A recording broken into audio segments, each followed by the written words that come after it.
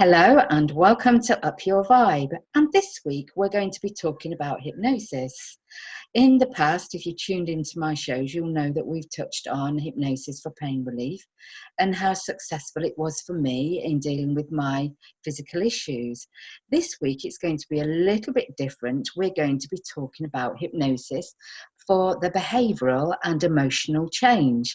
And today I have with me Jim-Pertuzzi, and he is a world-renowned high-performance coach. He teaches hypnotherapy and NLP. He's a best-selling author, TV presenter, award-winning speaker. He has his own radio show that he broadcasts out. He developed cognitive, what is it called, Jimmy? Reprocessing. Cognitive reprocessing. Yeah. And you're also a musician. Indeed, yeah. I love my music, absolutely. And Jimmy, you're also a committee member on the Manchester Northwest British Psychological Society, which I am a member of myself. I am indeed, yes. It's great to be a member, and it's a great group of people, and we have our meetings and we discuss ideas, and that's really fantastic. And it's a really dynamic time in the area of psychology, so it's great to be a part of the committee, and hopefully I can contribute, my expertise and experience to the group. And of course, we have quite a history. I just wanted to welcome you to the show, by the way, because I know that the audience is going to get some really good information from you today, because you're such an expert in your field. And you were the first person that actually introduced me to hypnotherapy back in 2011 when I took a course with you in hypnotherapy.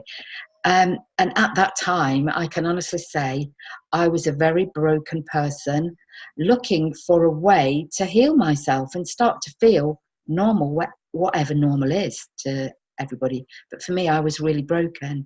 And that was, to me, the start of my journey with holistic therapeutic interventions. So I eternally thank you for that, because you were amazing. But I'd like you to talk really about your experiences. Yeah, no, and thank you for the kind words, Paul. It was great having you on the course as well, and you brought a lot to the course, your experience and expertise. I think that it was a great group of people, and I think what makes a course is the delegates, the attendees, and people with experience like yourself and vast experience brings a lot to the course, and I'm really pleased that you got what you wanted out of it. It's really kind words. And hypnosis has been, I would say, the backbone of the modalities that I've studied over many years that I utilize in coaching and in therapy when it's appropriate and applicable. It's not the only modality I use, although it probably is my preferred modality with creating experiences for people to elicit change, to help them with change. So I think for me, what's important is to create an experience for the person, for the client, to be able to shift that reality. And didactically, you could we know what's right and wrong didactically, in the sense that, okay, we know we shouldn't eat that ice cream, we know we shouldn't smoke, we know we shouldn't do that behavior. However, all that said and done, it's not always easy to change. So hypnosis and creating experiences for me is a way of hitting the limbic system, that primal part of the brain that has a big impact on how we behave.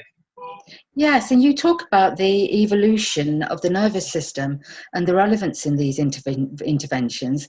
So over the past 9 years since we first trained, this has sort of evolved very much so. So what has changed in terms of hypnosis because of the new findings? Yeah, I mean, for me, I've always had the scientific, I've always had that scientific background as well. I've always whether it's been, learning sports performance conditioning, whether it's been looking at exercise science, whether it's been looking at psychology. My journey has taken me across many modalities. I first came across hypnosis at about 17 years of age. I had a coach who was helping me with my athletic performance, and he had a background in psychology and hypnosis and NLP, and I became really intrigued at what he would do with me to help me with my limiting beliefs. And I had a very challenging upbringing where I had many limiting beliefs. I had severe asthma and other medical conditions, and whilst I'm not advocating people use hypnosis or any modality for any condition, I'm just giving my story, and it really helped me overcome many beliefs that I had. And I didn't have the desire to learn, and I went to so the story goes, I went to a Tony Robbins seminar to see what he was all about at 17. And the irony was, having seen what he did, I realized and put two and two together. So he's doing similar stuff to this guy who's been helping me. And I think that's where the journey begins for me. But albeit I did take a diversion and did sort of go into other modalities too. And my journey has taken me through many different learnings. So I studied psychology to postgraduate level, and I sort of gone in and out of neuroscience and come back into it again now to learn. And the background has always been there, and I've always been aware of it to the extent that I realized that in the way the brain's evolved from our primal ancestry, that we have got ancient parts of the brains that if we can target them in interventions and for experiences, then we can change our reality. I suppose in a nutshell, for the audience and for yourself, you know, we'll do millions of years of evolution in a very short period of time. Now we begin with the most simplistic way of reacting. If you sort of go back millions of years ago, you got a simple organism, and you clap your hands like when you at a pond, and the you know, small microorganisms go this way or that way. But you shine a torch and they go so in that way. So in the beginning we start with a way and towards, then we start to develop a spine, then that brainstem, and the brainstem regulates our breathing, our organs, and it's obviously crucial for survival. Then we've got the hypothalamus, which is crucial for our motivation, but not motivation in the way I'm motivated to watch this talk or motivated to go to a seminar, motivated to drive. Motivation in terms of our hunger, our thirst, our reproduction, just basic instincts. And then you've got the limbic system, the hippocampi and the amygdala, and they, one of the functions of that is aversion and emotion. And emotions are key to our survival as human beings. And emotions, as we know, are linked to our appraisal of situations. So how we appraise a situation, how we interpret a situation, has an impact on our emotion, and it has an impact on our behavior. And for me, beyond that, obviously, you've got the frontal cortex and the capacity to speak and so on and so forth. So the consensus is that if we could solve an issue on our own, we'd do it already anyway, because we know the answers, but sometimes these things are quite deep into the limbic system. So it's always been there to a point, but I think this day and age now, technology is sort of teaching us a lot more. I'm really looking forward to the day, Paula, where we have clearer biomarkers for mental health, where we can sort of have biological indicators. At the moment, what we rely on and have relied on, not that I use it myself because it's not my remit, but certainly people in certain mental health professions, like psychiatrists and certain psychologists, will rely on the DSM-5 as it is now. And that's a diagnostic criteria which gives you some information, yes, which is useful to get help and support and prognosis and diagnosis, as we well know, but it only gives you some of the picture. It doesn't give you the person's individual experience. And also, a label, how many different variations of depression, how many variations of psychosis, how many variations of schizophrenia do we have? Yeah. How do I know what someone else experiences, what I experience? And I think biomarkers for me is going to be the future, to see what goes on in the brain. I think now the biomarkers are useful now in ruling things out. So just for the audience to understand what the DSM, that is the sort of the manual that the psychiatrists go to, the doctors go to for a diagnosis. And the DSM has just grown incredibly with all of these names and labels that they give people for a problem. Even falling in love is in the DSM as a problem, because it can become very obsessive, can't it? Absolutely, and I think that I wrote a dissertation on a long while ago for a psychology assignment, and on the assignment, when I sort of reflect now back to it, and I wrote about the limitations and obviously the positive about it, and certainly from the point of view that in America it helps with insurance, so people can get obviously paid or be able to get treatment for insurance. This has got a label to work with. It's been instrumental, obviously, in pharmaceuticals, as you know, it's been a big thing for pharmaceutical research and funding as well. It's also been instrumental in other areas, but we mustn't forget that it's not that long ago, Paula, that they had homosexuality as a condition on there. So, we've got to realize that, hang on a second here, as useful as it is, times change, and I think for me, what the expectation was with the 5, because I don't think, in my opinion, and I'm not an expert in the manual, by the way, I don't think, in my opinion, that it's changed considerably other than more labels. No. And I think the reason for that is because I think that what they were looking to do, because I think it was 2004 or 5 when you had the genome, like the genome experiment where you had the coding of DNA, and I think that the 5 was going to tie into coding of DNA, which was going to tell us all the world's mysteries, and we're going to have clear biomarkers, genetic biomarkers as well. And I don't think that it went to plan, the genome. We knew a lot more than what we know now, but we see a lot of correlations between genes, not just one gene.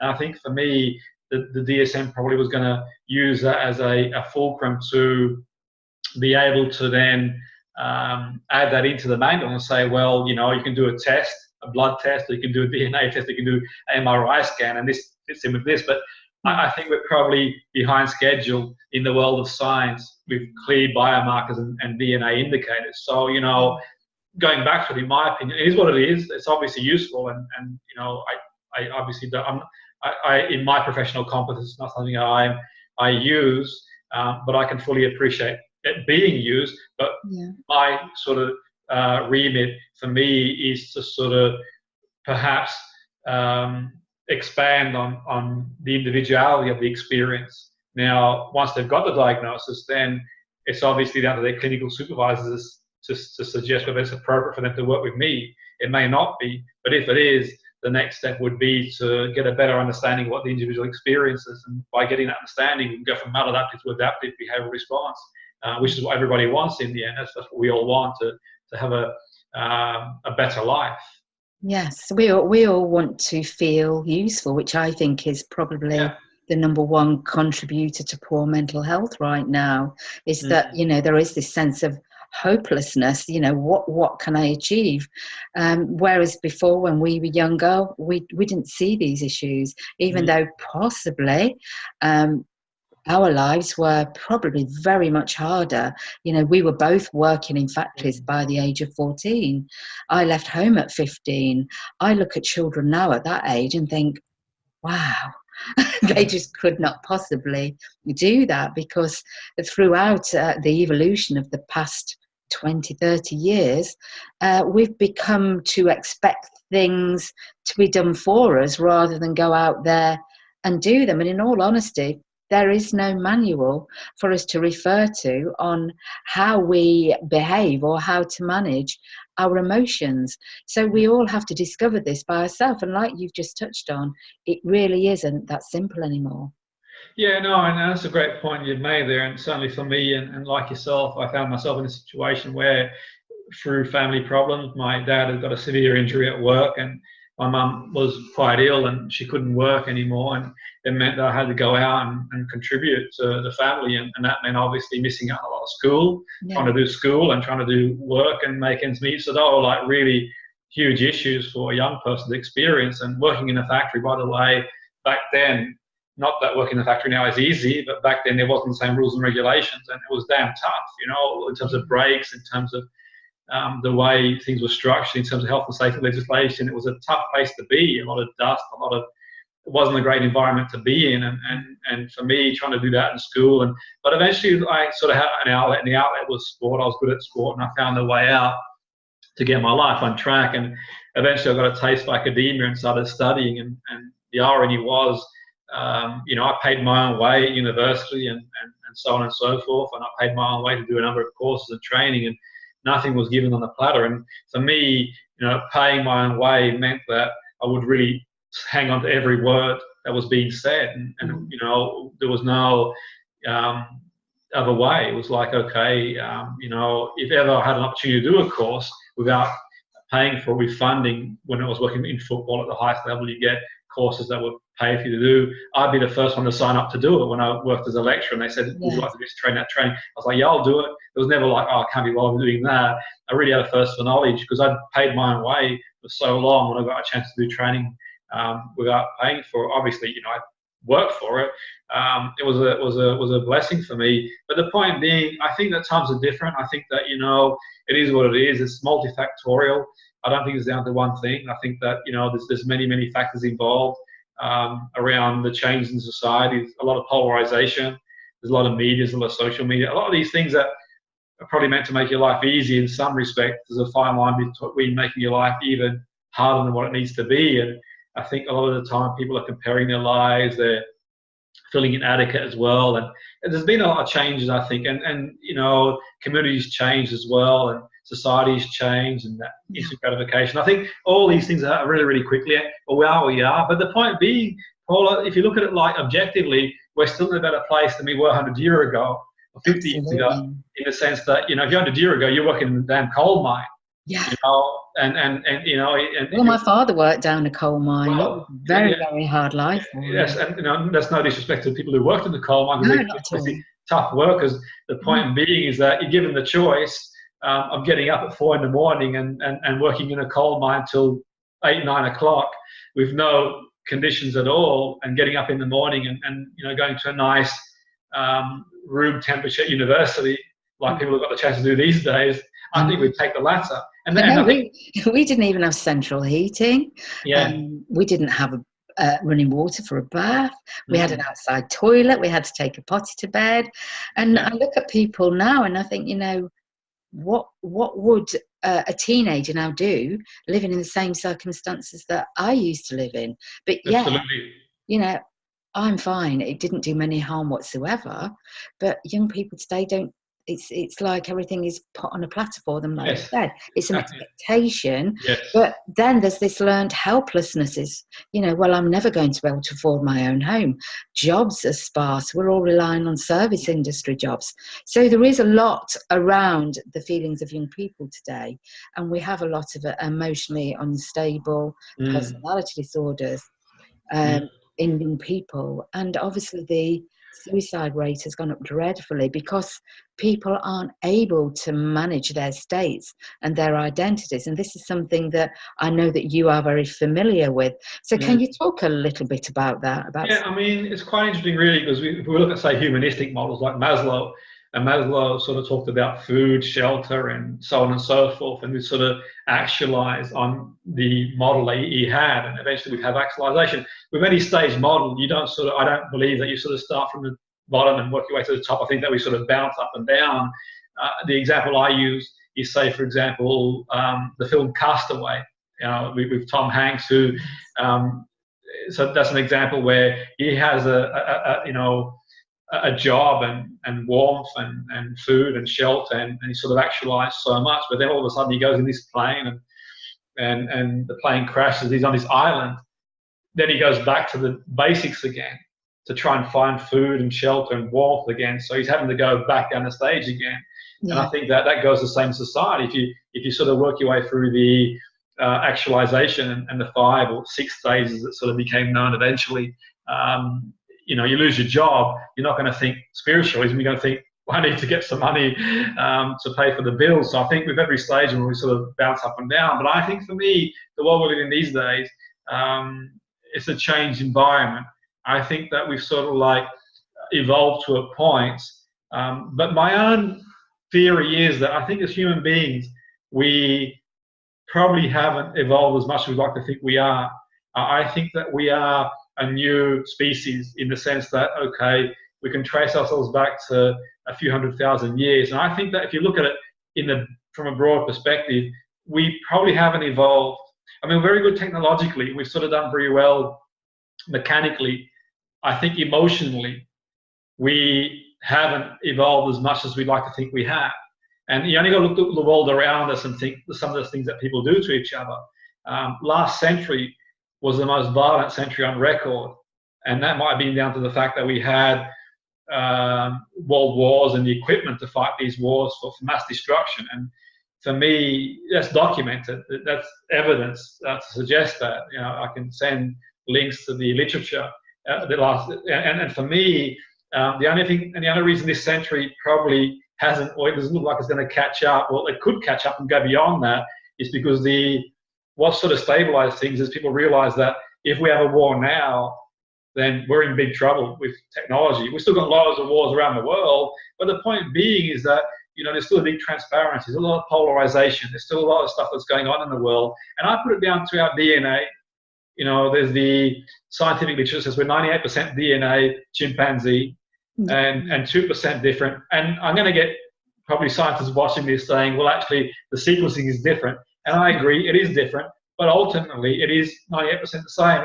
And I think that's an interesting thing, because you think, well, we're 2% different to the chimpanzee and probably about 30% different to the dog. And there's even some, trees and bananas are probably about 50% similar to them. But the point being, we're 2% away from a chimpanzee, but we can do 10,000 words. We can build these wonderful structures. We can do so much technologically. And I think that, imagine a being 2% beyond us. Yes. You start to learn compassion, love. So I think for me, going back to the point you made, I want to see love and compassion taught in schools at 5 years of age, and gratitude. I think you're absolutely right, and this is where we are failing, because we are too focused on maths and arithmetic and reading and spelling. And polarization. And the polarization being, if you don't go out and get it, and scarcity.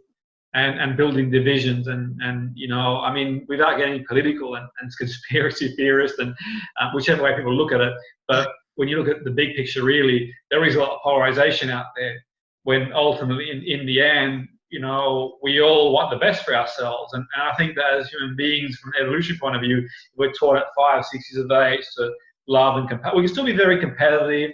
We can still work together and collaborate. We can still play sports, and I love my sports and compete in the sporting field. But we can then put that to one side and collaborate to make the world a better place for one and all. But clearly there is an issue in society where people are unable to manage their emotions, and this is why there is so much support needed from the mental health services. That's where EUP comes from, because children are not taught to manage their emotions. In Switzerland, when children start preschool, they don't start anything else but how to socialise. I believe it's up until the age of 7. Then they start with the spelling and the maths and the arithmetics. And there is a vast difference between people in England and people in Switzerland. And of course, education is free in Switzerland.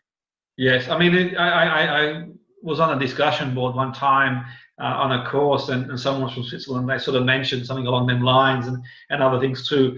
I believe that they've got a lot more funding per capita than many countries. But all that said and done, each demographic is different, and obviously we've got a smaller population in England and other countries, but the principle is there, and I think that it is important. But the statistics, from my understanding, is compare really favourably. We've got good statistics in terms of support for people who've got mental health.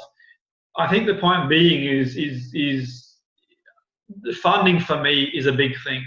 Funding for mental health is still very minimal comparatively with other conditions. That's not sort of saying other conditions don't need funding, like cancer research and that sort of stuff. But the proportion, I don't have the stats in front of me, although I do know from doing dissertations in the past that mental health gets minimal funding comparatively. And I'm not sort of arguing who should get what money. What I am saying is mental health has a lot of comorbidity.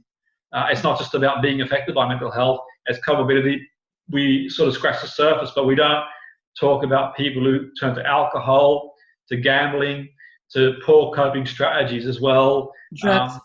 Social avoidance, and it's huge. And for me, mental health is about life and death in reality, because people with mental health problems in the literature don't live as long in general to people who are able to stabilize themselves. And for example, people with schizophrenia and psychosis, there is literature that suggests that they have a shorter lifespan as well as quality of life. Now, I guess the case is it's hard because it's on a spectrum.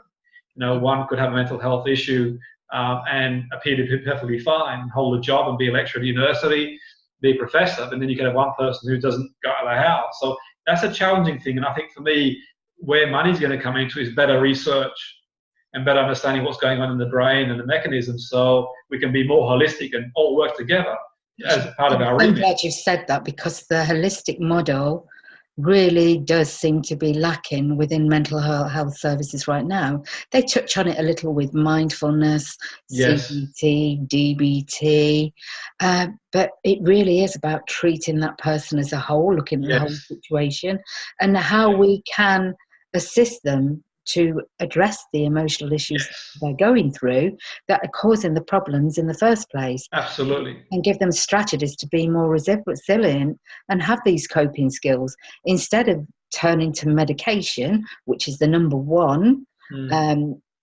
resolution right now. What can we do to help people? Yeah. I mean, for me, you know, the medication and the medication isn't my remit. I don't have the, in terms of the psychiatrist, the doctor, the GP, that's their area. My opinion is adjacent to the medication if it's required. I sort of wouldn't dismiss it. I'm sure that, and certainly in the dissertations that I've written, I've sort of, some people do get benefit from there, but the reality is that in the literature it suggests that some people are treatment resistant with medication, and there are a lot of side effects too. I mean, that's factual. That said, you know, I'm not saying that people shouldn't take medication. Obviously, go see the qualified person and see what they've got to say. But I still do believe at that point there's an opportunity to do some work adjacent, if it's appropriate and applicable to what's being done in that area. And that's where I believe we should all work together. Obviously, CBT is offered, I believe, on the health service, National Health Service, and our mindfulness is to a point.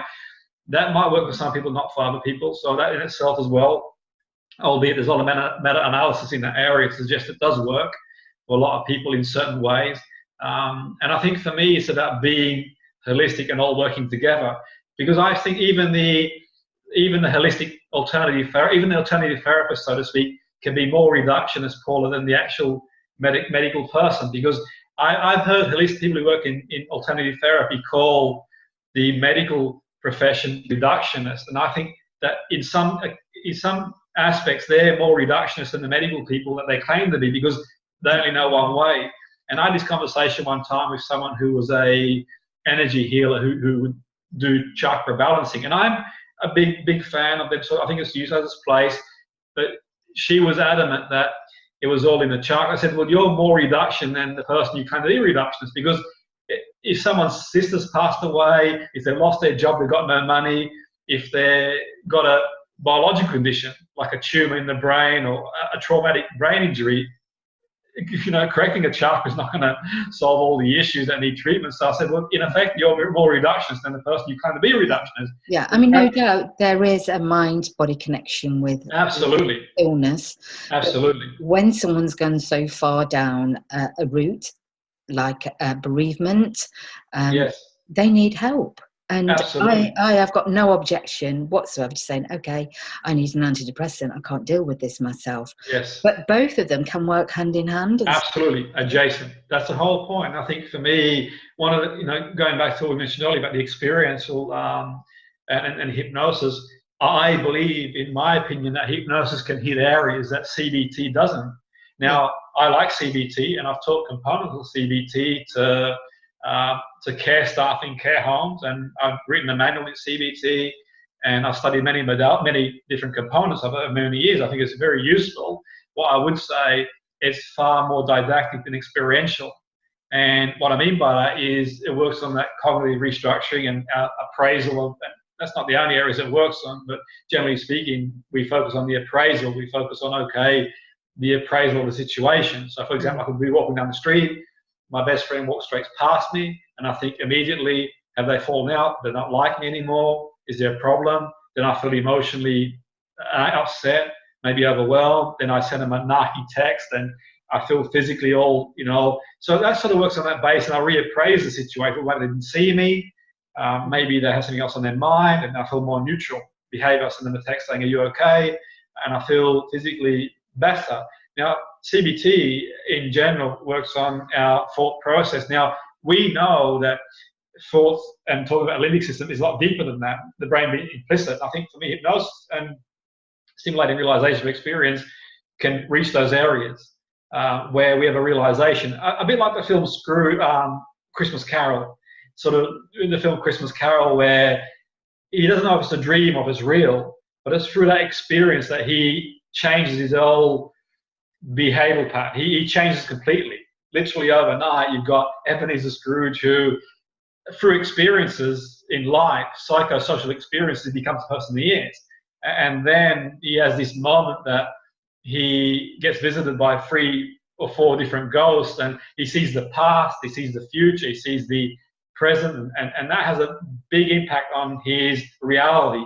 That has an impact on his identity, on his beliefs about himself, on his overall behavioural patterns. And I think for me, that's an experience that stimulates a realization. And as human beings, we are creatures of emotion. And I always use the example of film. For example, people watch films to feel an emotion where, people watch the Titanic, the film The Titanic. I could say them 3 hours and say, well, the ship's going to sink. There's no point watching it. But the point being, they'll still watch it to feel the emotion. And that's what changes people. And I think for me, a psychosocial intervention that targets the emotion can be quite useful to impact our behavior. Now, that's not going to work for everybody because some things are biologically based. So you've got people who've got a condition that's got a biological base, like possibly psychosis, schizophrenia, and then that would be the best place for that would be, the psychiatrist or the medical person to follow those guidelines. And just to point out that then when someone is in a mental health crisis, this is not the time for holistic treatments. This is the time where they have to put their hands in the hands of the psychiatrist and take the allopathic medication route, because there's no way that person can acknowledge what we are saying now. They're not in the right place. Absolutely. And that's a concerning thing, I think, for me, is that, the misunderstanding, the stigma around hypnosis amongst various professionals, and the stigma around hypnosis just around the general public. They have a perception of hypnosis being the stage hypnotist. They have a perception of being the conventional hypnotherapist who stands over somebody and says, you will change, and I'm going to count back to 10. And for me, whilst I studied conventional hypnotherapy, the Ericksonian approach worked better for me. And I would say the biggest influence on me in hypnosis would be perhaps Jeff Zeig, who set up the Erickson Foundation in Arizona, who was close to Erickson, albeit NLP modeled Erickson, the likes of Bandler and Green, modeled Erickson and talked about language patterns and so on and so forth. Yes. And I find NLP really useful, and I've been very fortunate. I've gone to many seminars and courses in NLP, and I'm very experienced in the area and deliver courses in the area too. For me, the Ericksonian approach that I learned through Jeff over many years sits better with me because it's more indirect, more gentler, and it's a way of inviting the person to into a more susceptible state. But obviously, the process is very intricate, and for me, it's sort of adjacent to the treatment that's being used. And if the person is receiving clinical treatment, I would always, first of all, or if they haven't received clinical treatment, but it might be that they do seek it, I would always suggest they go see clinicians first. And if they are seeing clinicians, see what their thoughts are on working with me. And that would go for, depression, anxiety, because obviously these affective disorders could be correlated to other conditions too that might need a biological treatment protocol, which isn't my remit. And that's sort of important thing for me really in that area.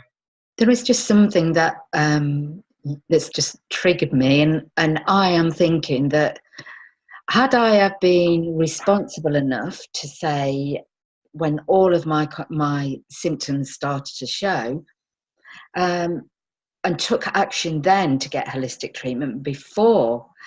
I've never had a mental health crisis, but I've suffered from depression for 2 years, which to me was horrendous.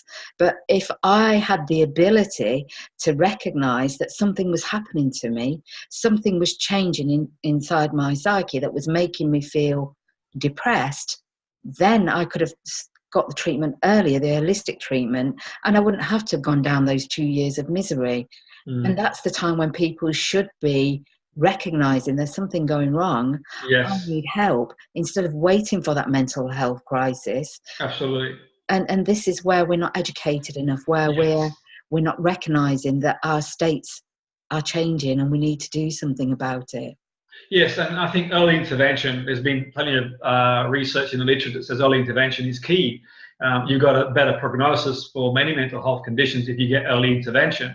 That's for sure. And I think that's one of the reasons why I always say to people, for example, I get an email of someone saying, can you help me with a trauma, or can you help me with anxiety? I always say, well, have you seen a GP and gone down that road first? And if they haven't, I say, maybe you want to go down that road, because obviously down that road, there are other things that can be offered that can help them. And I'm not saying that I can't help them. I may be able to help them, but adjacent to the treatment they're getting. And that's the sort of key for me. Everyone sort of sticks to their remit. And I think these days there's more open-mindedness. I think that the traditional psychiatrist from years gone by has changed dramatically. I'm seeing a new age psychiatrist these days that are far more dynamic and open to mindfulness, that are open to CBT, that are open to hypnosis under the right circumstances, in the right situation. Yeah. But equally in saying that, it's really important that we all work together in the best interest of the client. It is. Because the key thing with all of that is to go from maladaptive to adaptive, and people, come along to me for, let's say, for example, someone comes along and says they want to work with me on anxiety. Before I do any work with them, even if it's performance anxiety for sport or delivering presentations or going for an interview, I always say you might want to get that checked out first. And why would I get that checked out? It's just an interview. It's just related to performance. I said, well, anxiety has a correlation to many conditions, as well as obviously your appraisal situation. I can help with the appraisal of the situation, hypnosis and doing techniques around that area.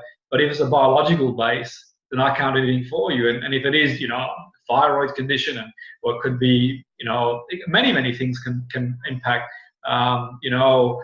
that's the remit for a medical person to help them with. And, there's a chance that might not be that, but at least you do the battery of testing and to see nutritionally if you're okay. If there's any neurotransmitter imbalances, then you uncover every stone. And that's the sort of key going forward. We put them in the best, or the patient or client's best interest at heart. And I think that's really important, imperative. And you made a really interesting point there of the changing face of psychiatry now and psychiatrists, because I work alongside psychiatrists, and it used to be that they were so cold and they were always right, but now they're taught soft skills and they seem more human. I know that's a very strange thing to say, but they don't sort of put themselves right up on that pedestal anymore. Absolutely. They're there to help you and to assist, and they build rapport with patients, and it's so lovely to watch, because it's the stigma of mental health goes really deep, very still. But 1 in 4 of us at some time in my life will have a mental health issue. So it is accepted now that this is the way it is. But the changing face of psychiatry now, I am just so happy to witness how it is changing. Yeah, absolutely, and for sure. And I think that a lot of it's down to a number of factors, but I think one of the factors is the research literature suggests that compassion towards people has demonstrated a correlation to people getting better and improving, and just having someone being compassionate and listening to you has demonstrated significant results. It's hard to measure scientifically. It's hard to measure psychology in general scientifically, but in the way it is measured, we see people do improve better if they feel that the person is interested in them. But psychiatry, for me, I don't think it's like a linear progression. I think sometimes we forget that there were good things done many years ago too. We kind of think it's linear progression of improvement. I think there are things that are happening now that aren't great, and I think there are things that were implemented many years ago that were good, but obviously things that were implemented years ago are bad. But I think, historically, there's been changes, and I think in the beginning, the sort of mental health, we can go back hundreds of years ago when the UK was one of the first countries, not the first countries, to have mental health. I think they used to call them asylums back then, or whatever they call them then. But the original idea, Paula, was a good idea, because they wanted to get people into the countryside, breathing fresh air and eating well, and they thought that would help people get better. Now, that had various issues, because people couldn't see their family, because transportation back then wasn't like we have it now. So issues, but then obviously they weren't getting the results that they wanted to. People were staying in for longer, and then things changed dramatically in the 1900s. And throughout last century, I think the antipsychotic and the closing down of units of mental health hospitals, inpatients, has a big impact on society. That's not just the UK, by the way, it's all Western Europe and Western society, America. Yes. And my fear is that the closures, yes, you know, they're different reports in different areas. And so in dissertations I've done, in some places around the world, you've got better results than others. But I think in America, predominantly, we've seen a lot of people make the transition from being an inpatient to being homeless to being incarcerated in jail. And I think for me, I suppose the same happens here to a point, and around the Western world in general, you know, we're in Australia, New Zealand, and in general. And I think for me, it's sort of the happy medium. I really think that, you know, society as we know it isn't great for mental health. I don't make the rules in the way society is structured, but it's not going to change in a hurry. And I'm not saying that, you know, we go to an airy-fairy approach, but generally speaking, the world we live in, the pressure we've got, and the mind doesn't fare well to being constantly under pressure to pay bills, to do this, to do that. Yeah, and that is all environmental things, isn't precisely. it? Environmental things. But ultimately, it starts with us. We are the sum of all our experiences, absolutely, or low, and we live out those experiences. But we also have the ability to choose which experiences absolutely we are going to have as our normal. Yes. And if we taught that, Paula, if you're skilled, and if, like yourself, you have the insight to seek help and the ideas, like myself, I went out there, I wasn't happy where I was in life in general, and I went out there looking for answers, and I found that a lot of people will sort of suffer in silence and sort of wait around, and you could be waiting for a long time. And I think that's why if you start very young and bring in psychoeducation in schools and teach young people about the brain, about the way it works, and we're not going to change society in a hurry the way it is. We should make some changes, but ultimately I think that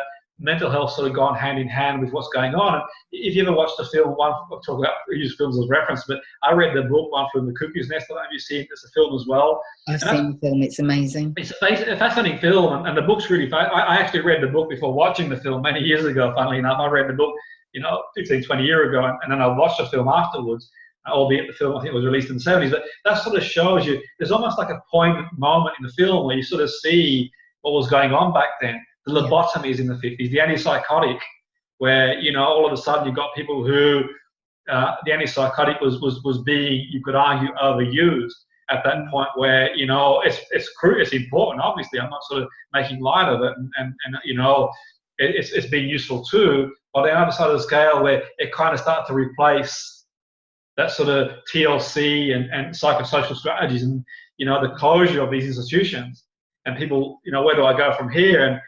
And it kind of echoed that, and it's quite a poignant film in the sense that it had its dark humour, but it was quite sad in a way too, because, you know, I won't spoil the ending if people haven't watched it, but, you know, you've got this guy who he sees it as an opportunity to sort of escape, this sort of career criminal, to escape being incarcerated, and in that environment, you've got people who can leave, they want to, they choose to stay, but also you sort of see the lobotomy as well, and you sort of see we have come a long way in certain areas, and obviously, you know, there's still things we use these days, or certainly things that is being used in profession these days, that you kind of think, well, you know, at least nowadays, I'd like to think that in the world of psychiatry, they are using certain things with a lot more duty of care than back then, at least my interpretation of it, where, you know, if you're around in the 50s. But, you know, the place that people like that do what I do have in the world we live in that area is to work adjacent to professionals you know, who deal with the areas that you work with and work in, and if we can all work together and share ideas, then we can sort of go forward. And you alluded to pain relief before. For me, pain relief has been a big part of the work I do. Hypnosis works really well. Loads of literature out there, loads of research out there to suggest hypnosis and pain relief works really, really well. And it works really well. And sort of cutting a long story short, because of time, pain relief works on the basis of distraction, dissociation. They're the two main components, where it's a bit like going for a walk. You've got a rock in your shoe. You don't notice it when you're sort of absorbed in the moment. Or a sports person breaks their leg, but they carry on playing in sport. They're really absorbed.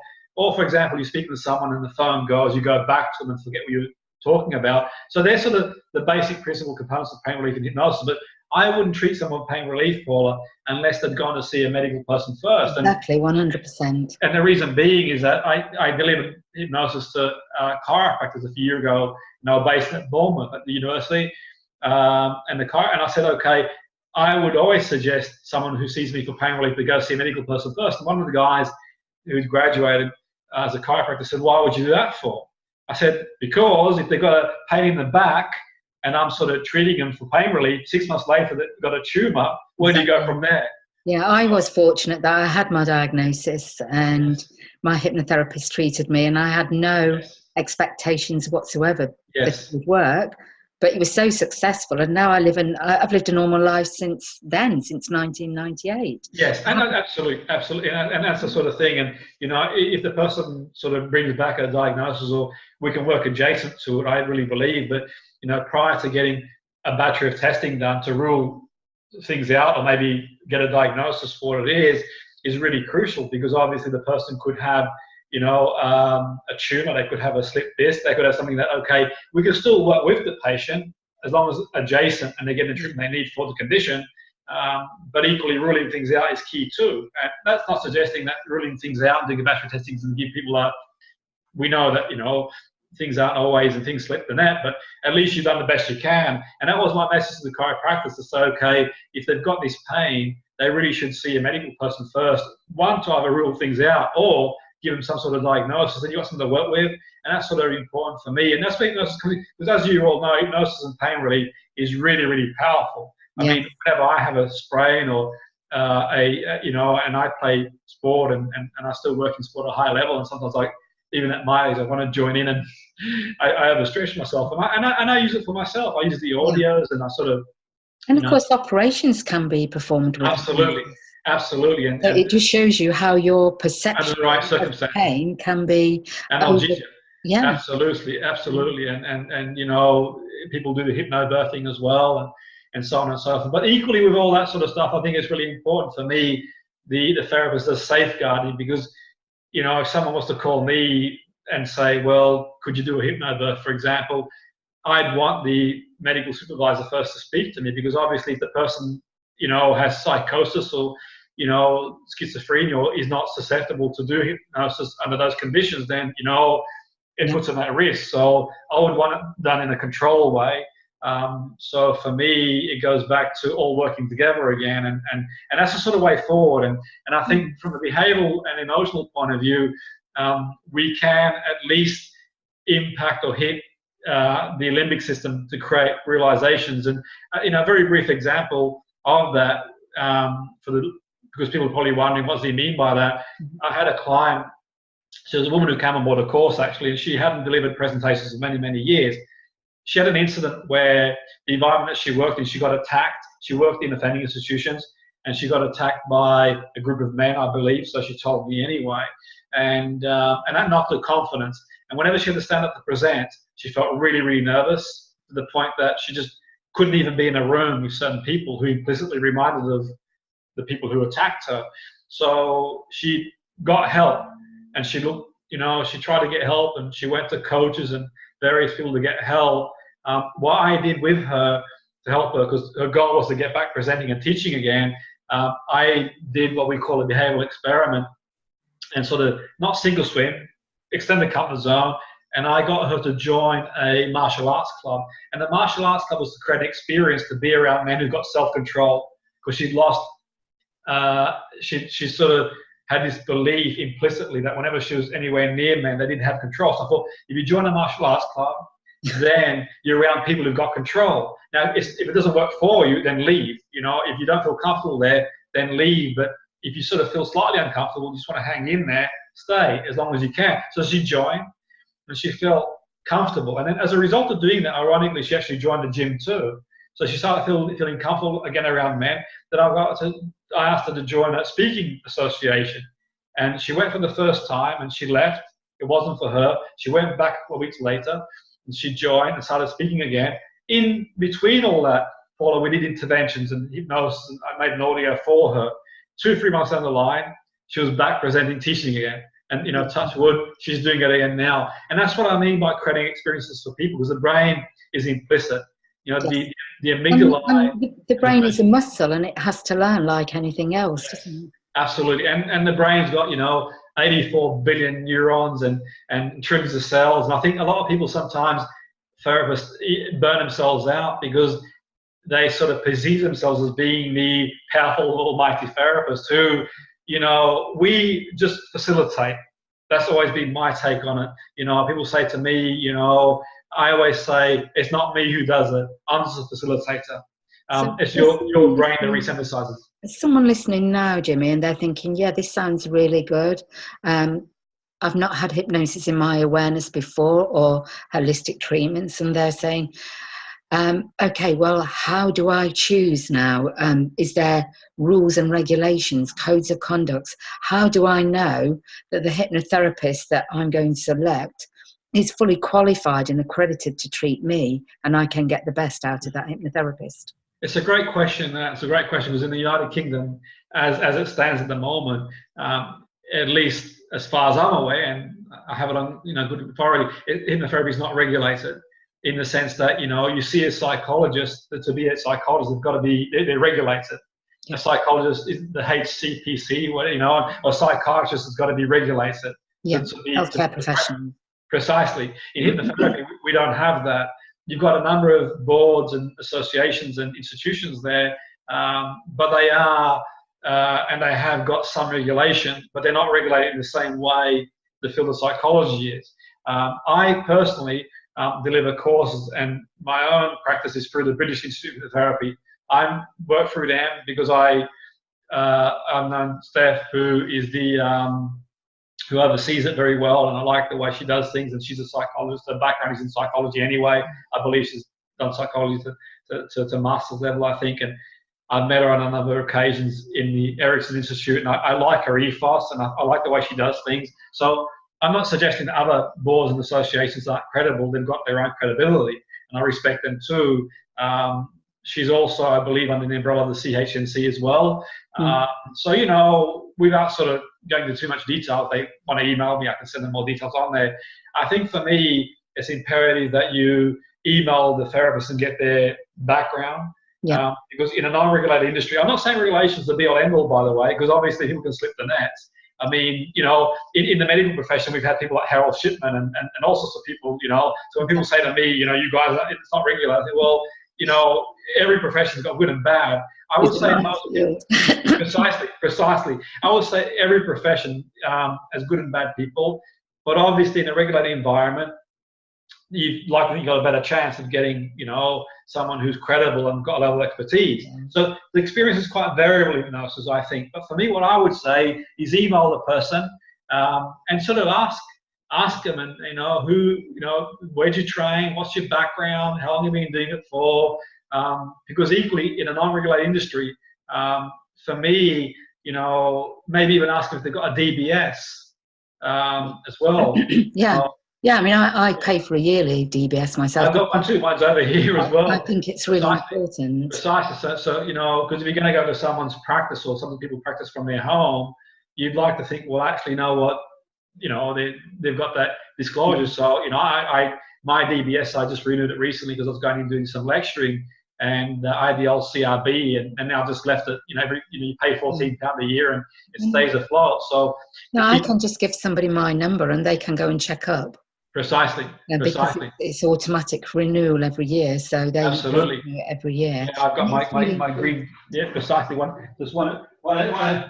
these, so to speak. But the key point being is that I'm not suggesting that it's a mandatory requirement. You know, I know that make the rules in hypnosis, but I think the things like that are important. You know, just do that and then make your own mind up as well. Yeah.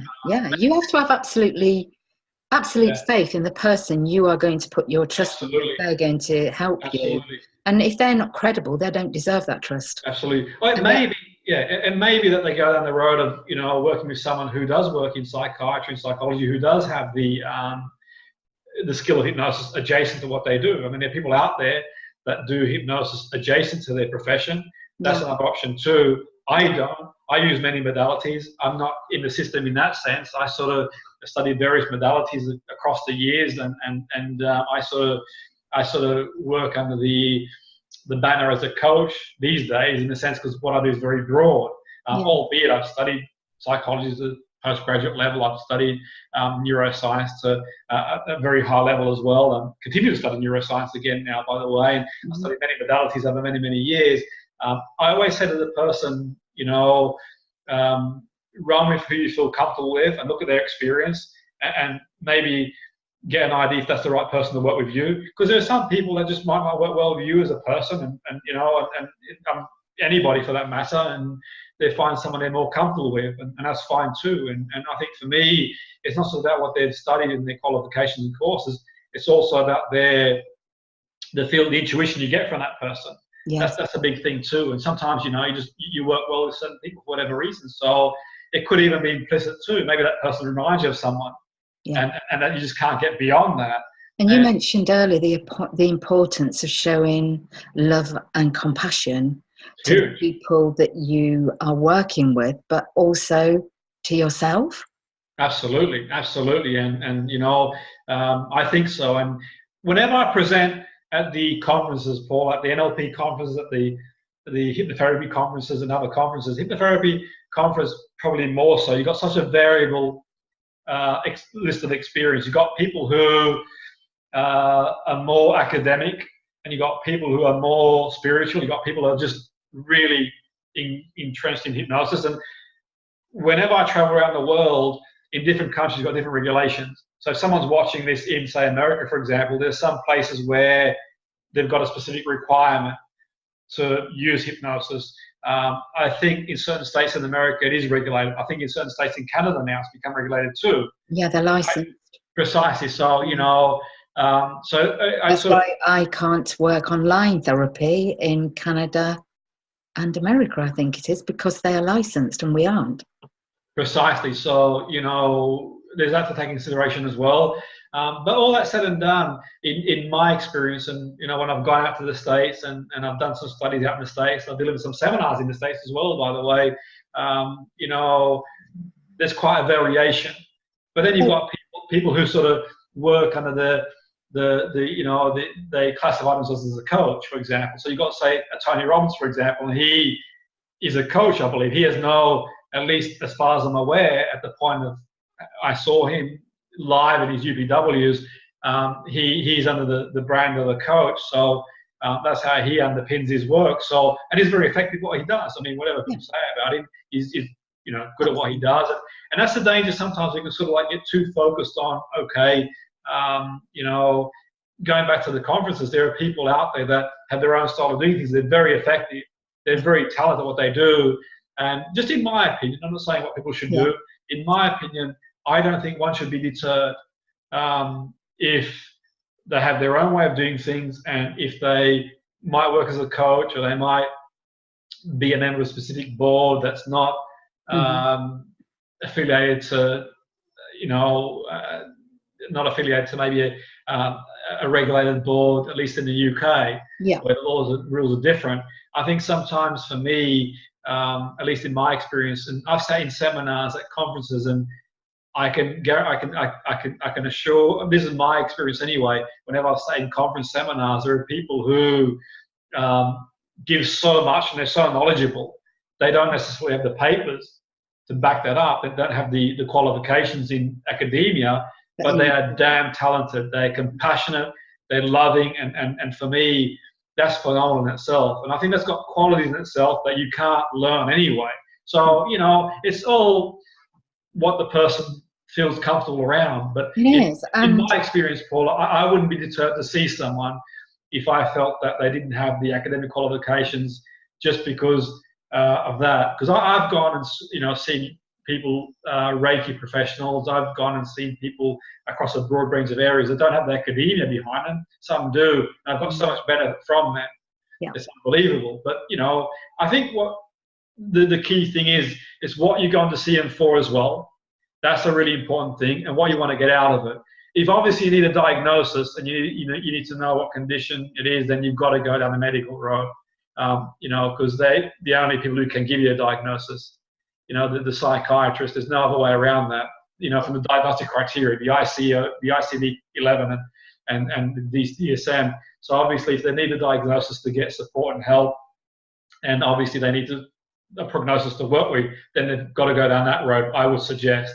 But if they've gone down that road, and I get people who've gone down that road who want to try something different, then they come along to me, and if I think it's appropriate and applicable, I work with them, but I also make sure I tie in with their clinician too.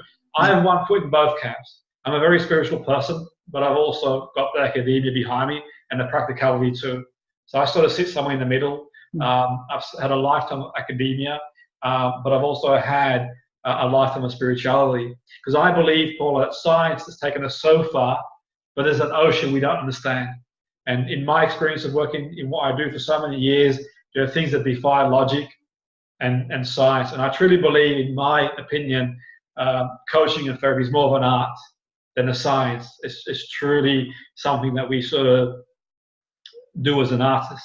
That's my belief around that area. But, each to their own. I think that, email, find out about the person and decide what's right for them. And talking about in the sense of compassion, you have been very, very generous today with your time, but also you are offering anybody who emails you the opportunity to do a hypnosis course. Absolutely. Hypnosis is my passion, as you all know, and I'm keen to get it out there. Every opportunity I've got to speak about hypnosis, I take, and I do, and I speak to many people about that. About hypnosis, and it's a wonderful modality. I have a short course in hypnosis, an e-learning course. It's put together by video, links to videos, by question answer, by quizzes, and it's only a few modules. It's not a qualification. It's not a course for people to use as a treatment protocol. It's a purely educational course. It's for self-help, isn't it? Precisely. If anyone has any conditions, by the way, any conditions they're being treated with, or any conditions, then do check first of all with your medical person before doing it. If they have if they're being treated for any condition or they've got any conditions, then do first check off your medical supervisor to get authorization. Albeit it's quite educational, and for me it's an opportunity to get people to understand, because I want to. It's a massive opportunity. Yeah, I want to break the stigma, and I want to break the stigma of hypnosis being a stage, and stage has its place. I enjoy a bit of stage now and again. Conventional hypnosis has its place as well too. It all has its place, but the way I sort of prefer to do hypnosis is more in the Ericksonian way, but also the cherry picking other people who've been very effective too. Myself personally, I'm quite existential in the sense that I sort of make meaning of situations, and I think for me, I put that sort of flavour into it too, where being existential in the sense that I sort of look for meaning in situations to help me get over the line sometimes, because I think sometimes that's what gives us strength. And I sort of put that flavour into it too. So it's just a few modules. It's an educational course, not to treat people, not to give people tools to go out and use. It's just to bring it into their awareness, isn't it? Because people aren't aware the power. Absolutely. And I've been doing hypnosis, or I've been around it for many, many years, as long as I care to remember. And I've been very fortunate to study under some of the best people in the area, the leading figures in the area. And over the years, I've been quite fortunate to study various modalities, and I've had the opportunity to study at some of the best universities in the world for what they do, and that's been a privilege. So it's been a privilege for me, because I studied with you for hypnosis, for NLP up to master level. Absolutely. It's absolutely transformed my life. And I did it initially to help myself heal, but of course I have been able to help other people heal. And this is what we're here for. This is our path in life. Absolutely, I entirely agree, and that's for me. It's I think that for me, I'm not on a crusade, anything like that, to change the world. If I can help someone improve their life, potentially best way I can, then that gives me a buzz, and everyone to their own. And for me, it's about doing the best I can to help people from a professional point of view. And life's not easy, Paula, as we well know. Life has got many challenges, and I've always been existential in the sense that, I've never been airy-fairy, and, people sometimes, I've been motivational speaker, and I never saw myself as a motivational speaker. I never saw myself as being anything only other than. But you are, Jimmy.